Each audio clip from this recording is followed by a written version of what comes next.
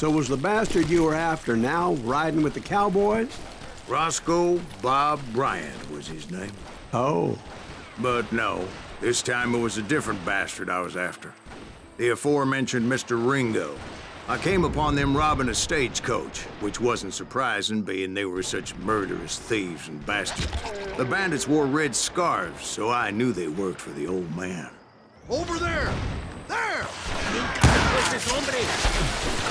I did my best to help those poor passengers. Moments later, the attackers were dead, and I checked the stagecoach to see how many passengers were still breathing. None. It was then I wondered if the rocks weren't hiding more bandits. Was that all of them? Or did I just hit the rear guard? I quickly got my answer. They attacked from on high like Apaches often did.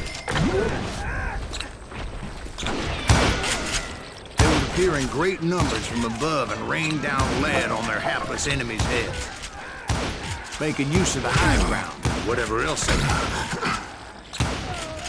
Yet the Apaches always appeared out of nowhere, and there never seemed to be an end to them. Hold on. Were you attacked by Apaches? What happened to the cowboys? Did I say they were Apaches? I said Clanton's cowboys attacked me Apache style. I was in a pitched battle, but I was holding my own against an overwhelming enemy force. See, at the time, I was still pretty green and would often blunder into regrettable situations. But I just kept shooting at anything I could see up in those damn rocks. I didn't see Ringo, but I knew he was with the cowboys. He and Roscoe Bob had done me a dreadful wrong, and I was determined to have my revenge. But to get to Ringo, I knew I'd have to fight my way past these other assholes first. Unfortunately, I was running out of ammo.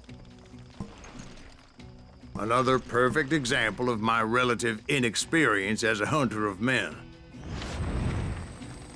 I immediately knew that a tactical retreat was called for, as my vengeful fury was much less impressive without the bullets to back it up.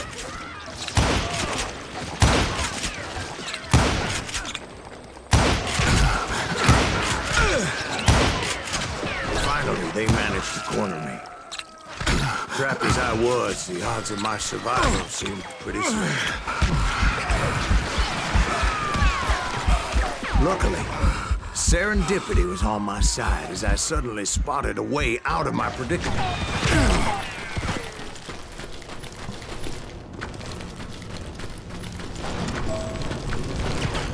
I ran ahead as if the devil himself was after me.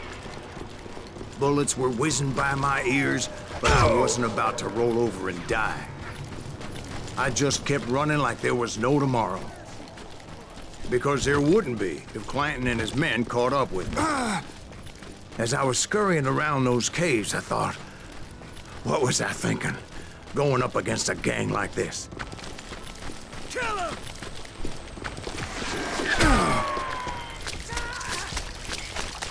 And that's when something miraculous happened. Like manna from heaven. I found the desiccated remains of what looked like an Apache warrior. The old weapon next to him supplied me with some much-needed ammunition.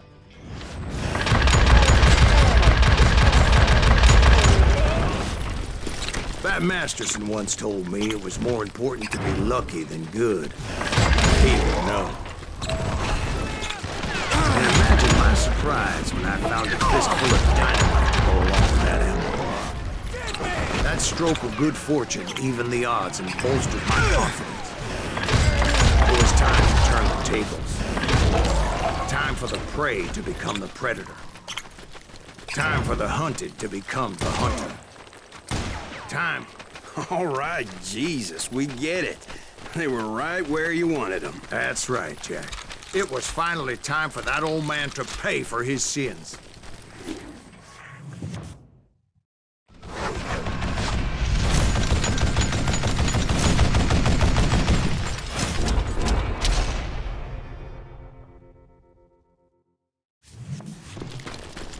I yelled out at the top of my lungs, "Clanton, I'm coming for you!"